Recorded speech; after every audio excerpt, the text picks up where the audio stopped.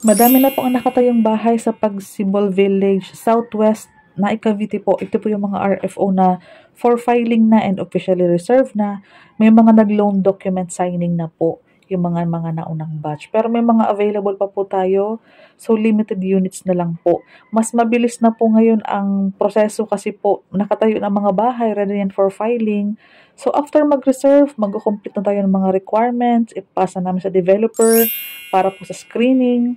And then kapag okay na at na-double check na po ng developer, for loan document signing na po agad. Dahil zero down payment po, wala po kayong kailangan bayaran. So for filing po siya agad. Okay po. So ang mangyayari po niyan, pag filing, antay po tayo ng approval ni Pag-ibig, and then once approved na, loan takeout.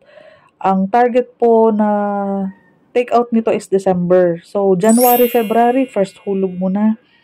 Ayan, pwede ka na makalipat sa bahay. So, Pagsibol Village, Southwest na Cavite, RFO this year or mga early next year is a duplex duplex house or twin house to semi-complete, covered kitchen area. Ito po, may mga accredited legit contractor naman tayong kakilala. Dito po yan sa Pagsibol Village. So, maganda po dito, semi-complete na, sa walang down payment. So, makakapag-ipon kayo, nakatipid na nga po kayo kasi ang CR po malaki, may heat insulator, mas maganda po ang tiles nila ngayon.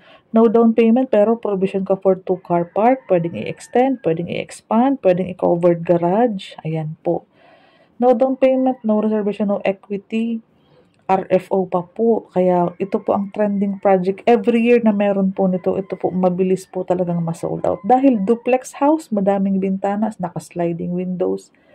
Semi-complete, fast turnover, zero down payment. 10,000 ang cash out, all in na yung lahat ng mga babayaran. Yung sa Meralco, sa water, kasama na 10,000. Move-in fee, lahat na po yan. Yun lang po pinaka-cash out mo.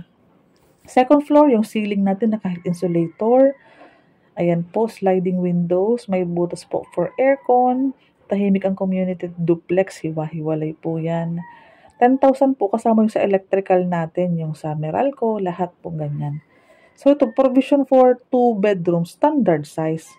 Malaki na pong 2 bedrooms ang kasya dito. 2 bintana each room. At each room po, meron pong butas for aircon. Ayan po siya, oh. So dito po, minimal na lang ang gastos natin.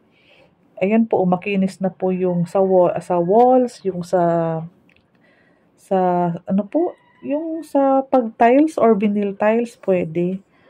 Ayan po yung aming bahay. Dito lang po kami nakatira. Dito din po kami madalas nagmamaning. Taga Pagsibol Village po kami. Sa atin po mga amenities, 24 hours po ang guard, may roving guard po tayo. Kasya po ang truck, may nagpa-check po kung kasya yung truck. Ayan po siya. Kami po ay daily tripping reservation. Dito po ang aming office. Katabi lang po ng bahay namin, ito po ang aming office dito po. Likod po ito ng model house ng Pasinaraw at Pagsinag.